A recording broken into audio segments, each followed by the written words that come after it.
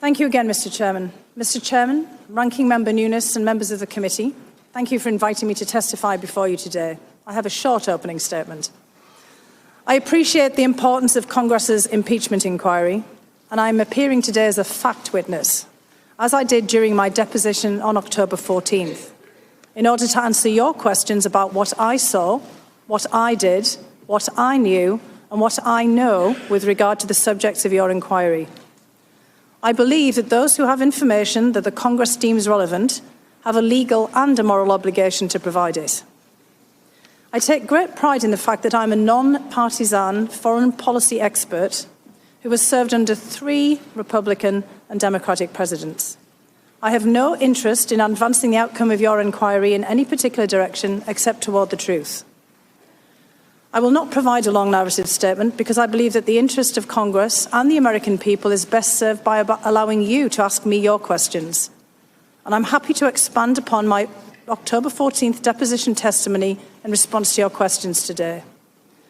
But before I do so, I'd like to communicate 2 things. First, I'd like to share a little bit about who I am. I'm an American by choice, having become a citizen in 2002.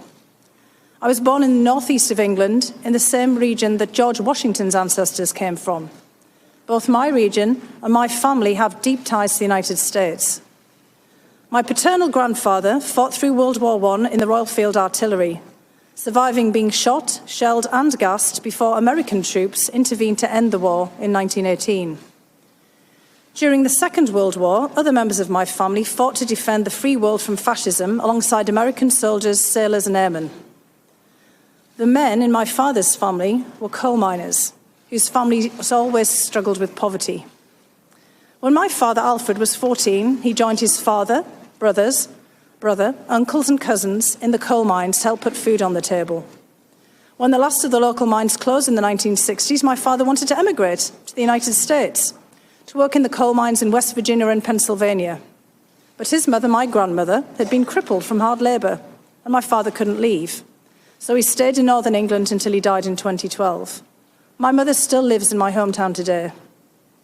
While his dream of emigrating to America was thwarted, my father loved America, its culture, its history, and its role as a beacon of hope for the world. He always wanted someone in the family to make it to the United States.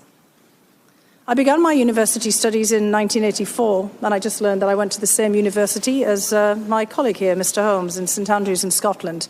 I just thought I would add that. And in 1987, I won a place on an academic exchange to the Soviet Union. I was there for the signing of the Intermediate Nuclear Forces, or INF Treaty, and when President Ronald Reagan met Soviet leader Mikhail Gorbachev in Moscow. This was a turning point for me.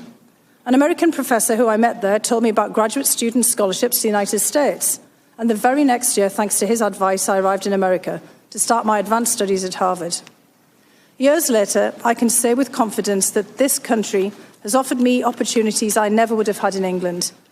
I grew up poor, with a very distinctive working-class accent. In England, in the 1980s and 1990s, this would have impeded my professional advancement. This background has never set me back in America. For the best part of 3 decades, I've built a career as a non-partisan, non-political national security professional, focusing on Europe and Eurasia, and especially the former Soviet Union. I've served our country under 3 presidents, in my most recent capacity under President Trump, as well as in my former position under my former position of National Intelligence Officer for Russia and Eurasia under Presidents George W. Bush and Barack Obama. In that role, I was the intelligence community's senior expert on Russia and the former Soviet republics, including Ukraine.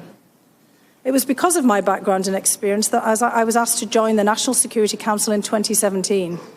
At the NSC, Russia was part of my portfolio, but I was also responsible for coordinating US policy for all of Western Europe, all of Eastern Europe, including Ukraine and Turkey, along with NATO and the European Union. I was hired initially by General Michael Flynn, Katie McFarland, and General Keith Kellogg. But then I started work in April 2017 when General McMaster was the National Security Advisor. I, and they, thought that I could help them with President Trump's stated goal of improving relations with Russia, while still implementing policies designed to deter Russian conduct that threatens the United States, including the unprecedented and successful Russian operation to interfere in the 2016 presidential election. This relates to the second thing I want to communicate. Based on questions and statements I have heard, some of you on this committee appear to believe that Russia and its security services did not conduct a campaign against our country, and that perhaps, somehow, for some reason, Ukraine did. This is a fictional narrative that has been perpetrated and propagated by the Russian security services themselves. The unfortunate truth is that Russia was the foreign power that systematically attacked our democratic institutions in 2016. This is the public conclusion of our intelligence agencies, confirmed in bipartisan congressional reports. It is beyond dispute, even if some of the underlying details must remain classified. The impact of the successful 2016 Russian campaign remains evident today. Our nation is being torn apart. Truth is questioned. Our highly professional and expert career foreign service is being undermined. US support for Ukraine, which continues to face armed Russian aggression, has been politicized. The Russian government's goal is to weaken our country, to diminish America's global role, and to neutralize a perceived US threat to Russian interests. President Putin and the Russian security services aim to counter US foreign policy objectives in Europe, including in Ukraine, where Moscow wishes to reassert political and economic dominance. I say this not as an alarmist, but as a realist. I do not think long-term conflict with Russia is either desirable or inevitable. I continue to believe that we need to seek ways of stabilizing our relationship with Moscow, even as we counter their efforts to harm us. Right now, Russia's security services and their proxies have geared up to repeat their interference in the 2020 election. We are running out of time to stop them.